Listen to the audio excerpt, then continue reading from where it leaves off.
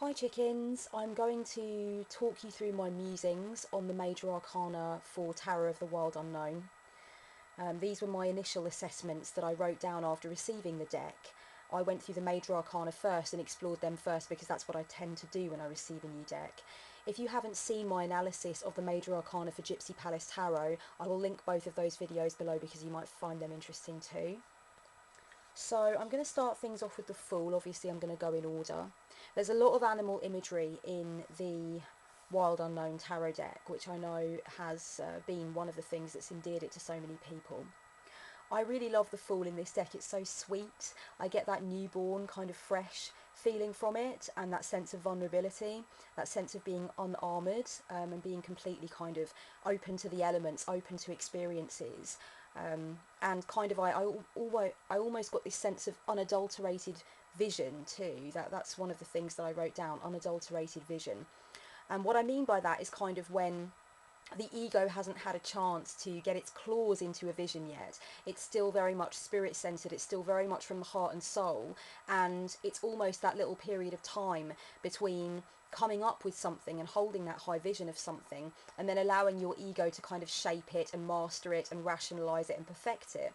I kind of thought of the Fool in this deck as being that representation of that magical time before ego gets to do its thing, before you've actually perfected it, worked out exactly what you want it to look like. You have that fresh kind of feeling of an egg that's just cracked open. And I got that obviously from the kind of the bird here. I also wrote down ready to grow because of course that's what's going to happen in this case to this gorgeous little creature. It's going to grow and it's going to have so many new experiences, and it's really kind of opened up to a whole new world. And I think that's so much of what the Fool represents. I love to move away from this image of the Fool as being about being bumbling and naive and idiotic and kind of not thinking things through. I like to move more towards this new paradigm interpretation of the Fool, which is so much more about that feeling of just being open and being ready, being explorative, and being ready to receive and willing to receive, willing to surrender and understand that you don't know anything yet and you're kind of ready to absorb and take it all in. So I love that about this card. The Magician is super powerful in the Wild Unknown Tarot deck, I think. In fact, the first word that I wrote down about the Magician was powerful. And then I also wrote in control and knowledge of secrets. I like this kind of witchcraft vibe with the tools, the classic kind of hermetic tools that you'll see and Wiccan tools, and I love the fact that there's the use of the infinity symbol, and I just like the pride of the creature. I just like the fact that the creature looks like it's totally in control. You've got this kind of leopard who's dominating the pentacle, dominating the tools and having jurisdiction over the tools. I kind of feel that this is really the essence of pure will, is to understand your abilities and know that you feel brave enough and confident enough to actually use them and stand in that power. So I really get that from this card, and I like these kind of solar rays coming off of it too. I think that gives it a very nice touch. The High Priestess is one card that certainly I've seen online, many people saying that they absolutely adore this card, and I do too, I'm no exception. It's just so magical, and I think it really shows the calm and considered side of the High Priestess, that ability to be patient, that ability to know when the time is right, that ability to know that inaction is also a choice of sorts, and to await the unfolding of something which is not yet manifest. I really think that this tigress here actually shows me so much about the calm spiritual capability of the High Priestess, which is why so many people love her image in tarot. And I think also I got this sense of turning inward from this card too. In fact, I think that these two make a really majestic little pairing in a lot of ways. That sense of will and action and being outward and being ready to do something. And then this sense, conversely, of being kind of passive, receptive, open to information, but knowing that she doesn't need to act in order to get a result, that she can actually just receive downloads and move towards right actions from that point on. So I really enjoy that kind of matching, and in fact I will do the next pairing as a matching as well, because of course they are so often a pair. And in this deck it's really, the imagery really speaks to that premise that the Empress and the Emperor are a couple. The Empress really for me is a subtle representation of the divine feminine. It's not too over the top. It's very visible and very clear. I love that feeling of it kind of being illuminated through the darkness, this tree. And I also enjoy the presence of the crescent moon. I think that that speaks very much to the feminine and also to being in touch with the intuition. It's luminous, this card, and I think it's got a very celebratory vibe to it, which I really love. And the Emperor, in contrast, is a great reflection of the divine masculine. Again, very visible, very clear against the skyline. And you've got that sun representing solar wisdom. It's a very tall tree. I got this kind of strong, proud, independent vibe from it. And I think they just go together so perfectly. And I love the way that the colours have been switched. So you've got the black background for the Empress and that really sort of brilliant white for the Emperor. I think that's really beautiful, and I think it's a great matching. I really enjoy when the classic cards that one would match together actually do match together in a deck. I find that really exciting.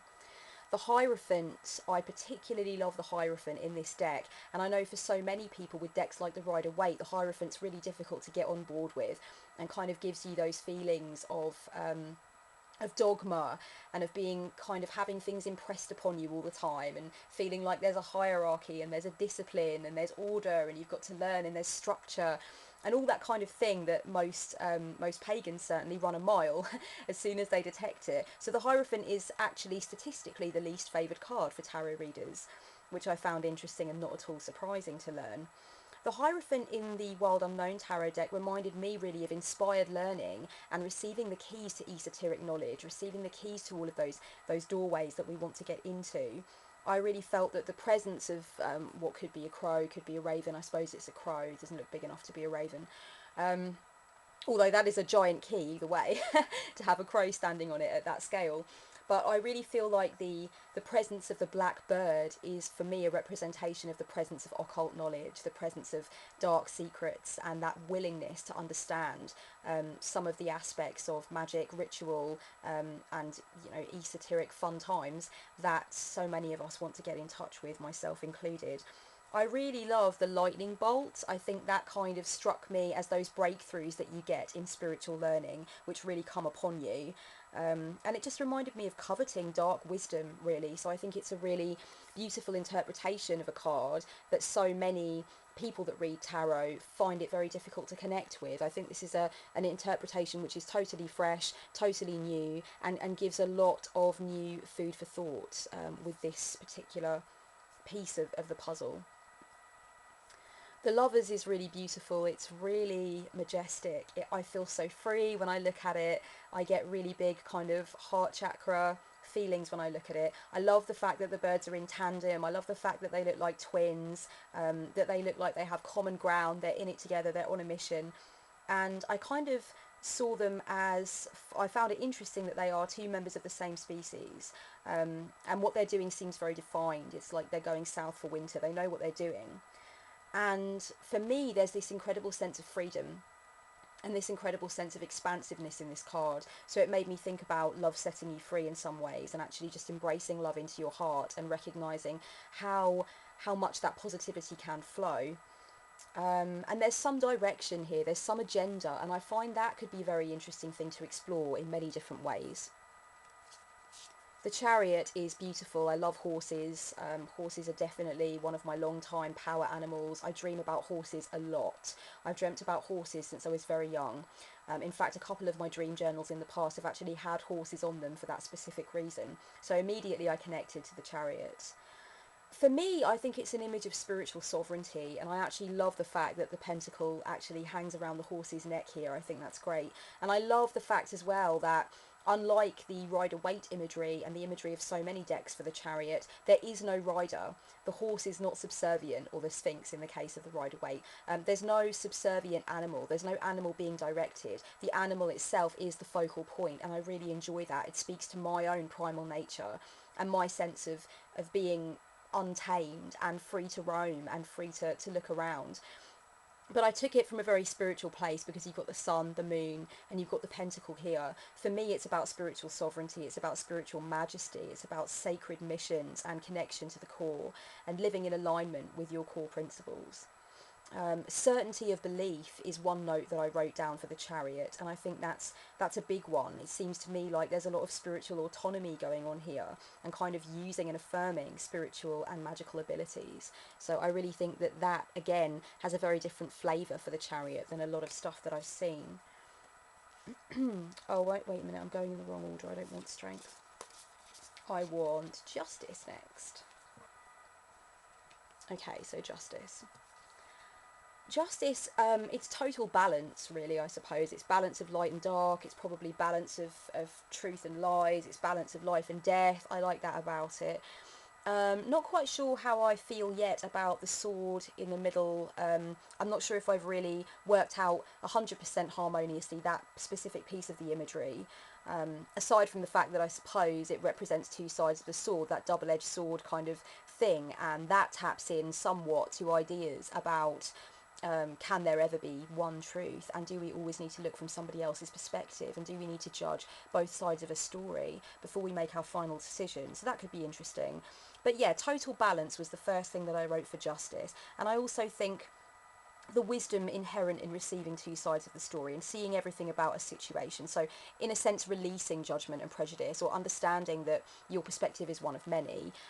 Those were the main thoughts that I had about justice. The Hermit. You can see your own light in the darkness when you really commit to your spiritual journey. You can look within. You can find the light that exists within you, that you carry, that you don't need to rely upon anybody else for, that can come really from the purest and the most spiritually centered part of yourself. That to me is what the Hermit represented. I like the fact that obviously it's a tortoise in a shell, which is so clever because the Hermit has so much to say about isolation and about moving away from the world in order to find these answers that one may be seeking as a spiritual seeker or mystic. I really got the sense that it's about getting back to what matters, and it's about simplicity and priorities, and kind of what you have when all the rest is painted bread, as Frida Kahlo would say, what you have when everything else kind of means nothing or is reduced down to the smallest possible thing for you, what you have that is really at the foundation, what you have to build on. I think there's just such a beautiful feeling of simplicity in this card. And I also wrote down austerity for spiritual reasons, I suppose because it's like a kerosene lamp and it reminded me of simpler times when we didn't have so much stuff. I'm sure that wasn't part of the plan for the creator, but that's how it kind of made me feel. The Wheel of Fortune is just so splendid, so complex, beautiful colours, of course. It's just stunning. The first thing I wrote down about this in my initial exploration was be open to unseen possibilities. I really think that this is about expanding the vision. And I don't really get the sense that this is about risk. I get the sense that all of the threads are interlocking and confusing and complex, and so if you were to follow a line in here, things may get potentially quite convoluted, and you might kind of come out at the other side in an unexpected way. And to me, the Wheel of Fortune often speaks of that in many different decks, that aspect of maybe not necessarily risk in accordance with this symbolism particularly, but some sense of not knowing exactly what you're going to be manifesting, or the importance of being open to a myriad of possibilities, and the importance of recognising that what you do in the present will change the future. But the Wheel of Fortune in this deck actually kind of just spoke to me more about expanding the vision, looking in unexpected places for what you want and for what you need, for what you're seeking. And it also kind of reflected for me the very tangled and complex journey towards our dreams, because obviously it just looks like one big dream catcher. So I enjoyed that too, and I like the presence of the owl, which is obviously such a, I don't know about universal, but certainly a very Western depiction of wisdom. I've gone all out of order. Strength. I'm not actually sure if I'm doing this in entirely the right order. I can't think right now. I just grabbed them together and kind of went for it because I've not got a lot of time. So the strength card, I think it's very appropriate that it should be a lion. Again, I enjoy the lack of presence of the maiden. I enjoy that it is just the lion. This commitment to working only with animal imagery has made some very interesting tweaks to what you would consider to be the classic universal definitions. Without the Maiden, it doesn't seem to me that there's any sense of conflict in the Strength card, or any sense of needing to kind of tame the beast in any way. I think in the Rider-Waite card, I don't have it to hand right now, but I'm sure you all know that classic image of the Maiden and the lion, and the Maiden kind of taming the lion.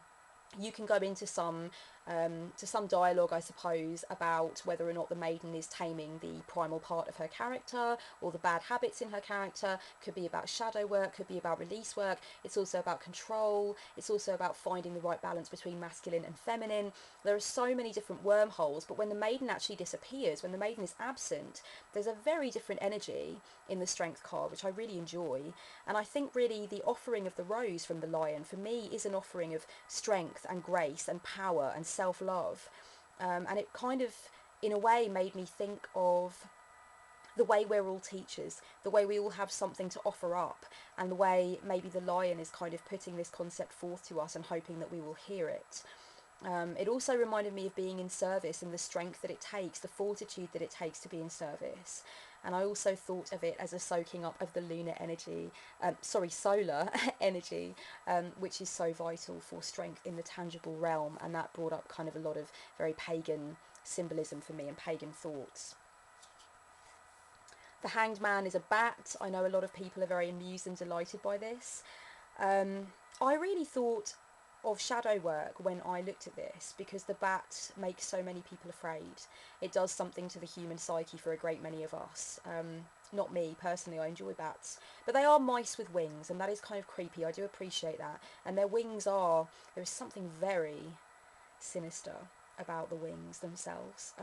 So I understand why in the human psyche there's an uncomfortable connection with the bats. And I think that's actually interesting for the Hanged Man, because shadow work and delving into those darker parts of the psyche and really opening up to the truth about ourselves and attempting to integrate all parts of ourselves can bring up feelings of frustration and stagnation, and being caught in some kind of web, being kind of stuck still. And the Hanged Man kind of speaks to me of that sense of non-movement. Whether we want to move or not, we kind of can't.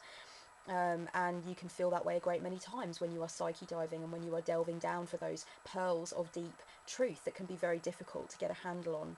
So for me, my first response was shadow work, and it was interesting for me because I think quite often the Hanged Man comes along for queerants who are looking to bring something into being on the tangible realm and are trying to explore their obstacles and their blockages. And I'm talking about anything. But it's normally a worldly goal, is what I'd like to call it. Whereas here, I would say the Hanged Man speaks much more obviously to goals to do with inner work, and goals to do with healing and emotional release, and so on. I think this is really a call to stop and step into your own shadows in a lot of ways, and to cease being afraid of doing that, and knowing that sometimes it's important to go within before you can go without. So, you know, as I go through this Major Arcana from World Unknown, I suppose it's quite obvious to you that it does promote really full-on downloads. It really does make you think about each concept in a very different way, and it challenges your prior conceptions, so I love that. Death is totally beautiful, and I don't know a single person who owns this deck that isn't absolutely in love with death, this bird in this state of decay with some feathers still attached and whatnot, that actually looks like it's alive. It looks like a spectre to me. It looks like a ghost. It looks like it's doing some kind of mad dance and probably rattling. That's how it looks to me, or kind of floating mid-air.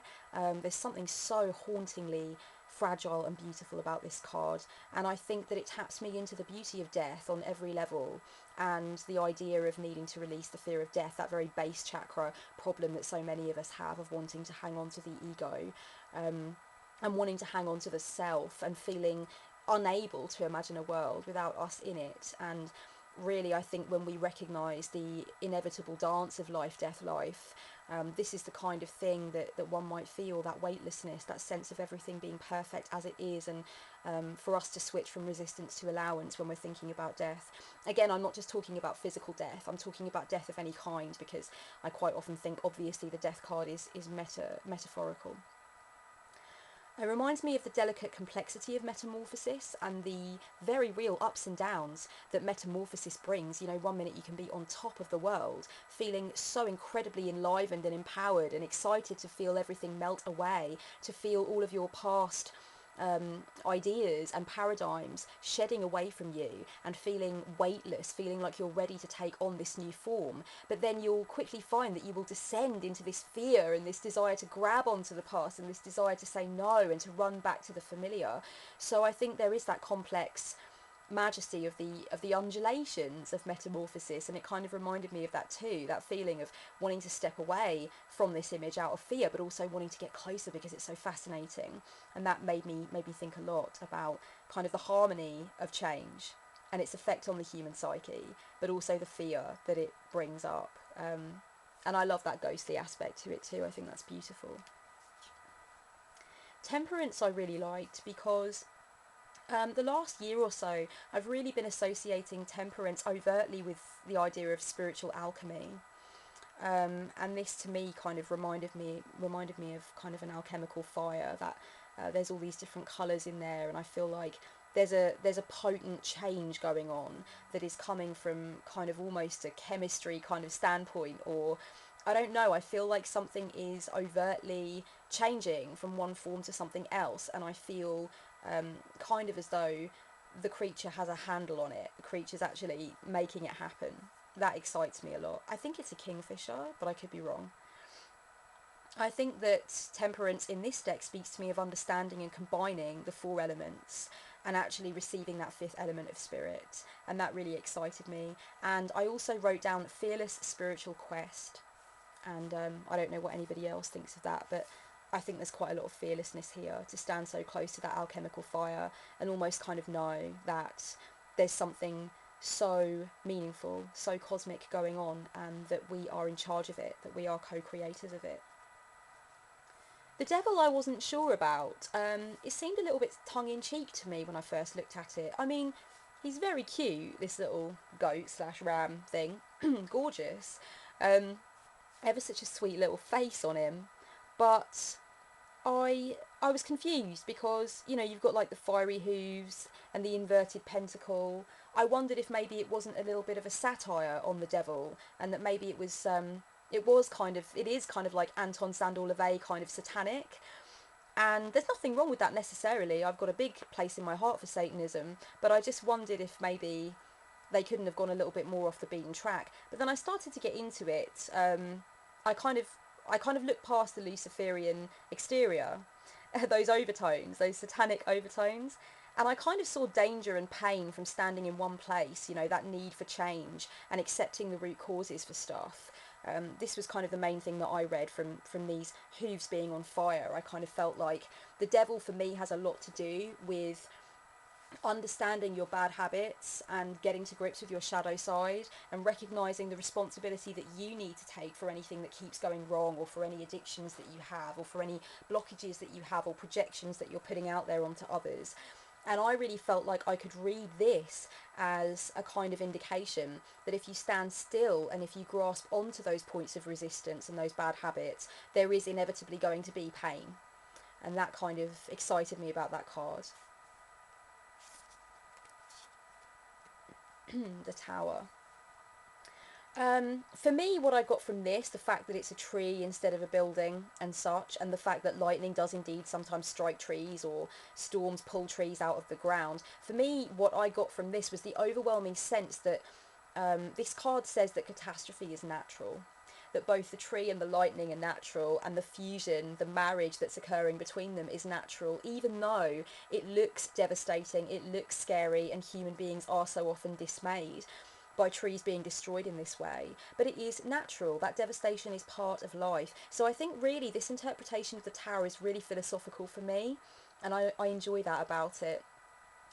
I see a difficult process as organic, and I try to be excited about what comes next. That's how I deal with it. There are a lot of techniques that I employ to get through challenges, particularly when they're dragging out and there still isn't any kind of sense of what's on the other side yet. I try to think of it as an opportunity for post-traumatic growth, and I try to think of it as, part of life. It's part of life. And so the tower for me has that philosophical aspect in the way that this is natural, this will happen, and whether or not we think it's a great shame, and whether or not we think the tree will be an eyesore afterwards, these things happen. And in the same way, change, disruption, fear, these things take place. It's about how we respond to them. So I really enjoyed that about the tower in this deck. The star doesn't give you much clue if you're a learner, I suppose. I kind of thought of that every man and woman is a star kind of vibe at first, and it gave off really magical feelings for me. But essentially I thought that, recognising that instead of asking God what it wants, you ask yourself what you want, because you are God, and so what is your divine will kind of thing. That every man and woman is a star maxim, that's what that is about. It's about recognising that the seed of God is within you, that you are from source, and therefore rather than petitioning to the archetypes, to the deities, whatever, and actually being subservient to them and being in service to them, it's almost as though in a way one graduates sometimes to that realization that you can think of yourself as a slice of God, and therefore able to really tap into what is in your will. I got really Crowley in there, so Crowley-esque, however you want to say it. But those were the thoughts that I had, and being the best version of yourself as well, being a first-rate version of you rather than a second-rate version of somebody else. I kind of felt that from this great big kind of multicoloured, very eccentric oddity in the sky amidst all of these other kind of modest white stars which look far more normal and commonplace. That to me has a big self-development message to it, that message of shine bright and be you, be the authentic you, don't try and be like everybody else. That's what it really spoke about for me, and that's what it still does. The moon. I kind of felt that, the moon's always presiding, always overlooking our darkest moments when we feel our most alone.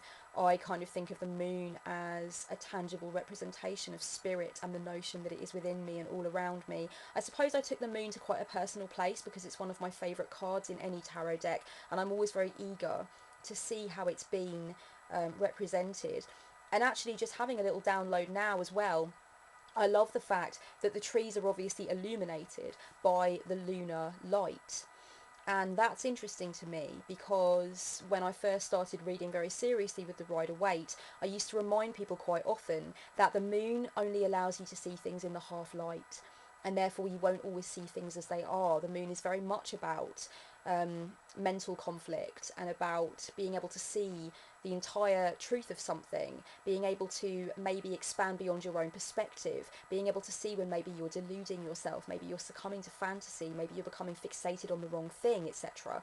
The moon, I feel, is obviously a huge symbol of intuition, and therefore when the moon card comes up, in some instances, in some readings, it is really about whether or not you fully can trust your intuition, or whether or not you are in fact telling yourself that something is an intuitive message when it's actually paranoia or resistance or insecurity.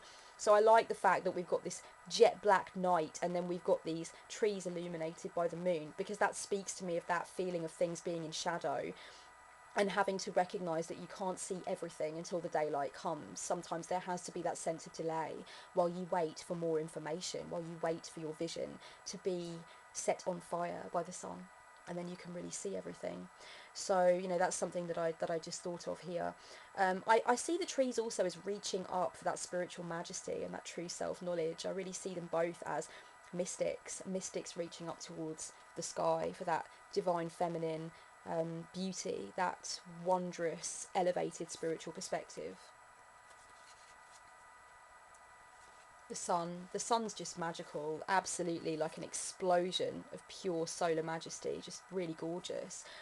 I saw that this had a little bit of a religious overtone in a way for me, just the way it's framed by these birds. It kind of looked a little iconic, like something you would see in a church maybe, or in carvings. I also wrote down the word celestial. I think this is a real breakthrough card. For me, this is like a visual representation of hallelujah. So I really saw it as realization and the raising of consciousness, which is so much what the sun is about for me. I've often said that there's a lot more to the sun than just, you know, light and positivity and everything being joyous. It's really also about the light that comes when you begin to know yourself and begin to know everything around you, those extreme realizations and heightened states of consciousness and transpersonal experiences which really do bathe you in light on so many different levels. So it's not really just about happy, happy, joy, joy. And I like the way the imagery in this card speaks to that deeper message of the sun. Judgment is cool. I don't know if you can see that, but it's like this great big white dove, and then all of these what appear to be bats underneath coming out. I'm only saying that because of the way their wings are shaped. They look like they're supposed to represent bats to me.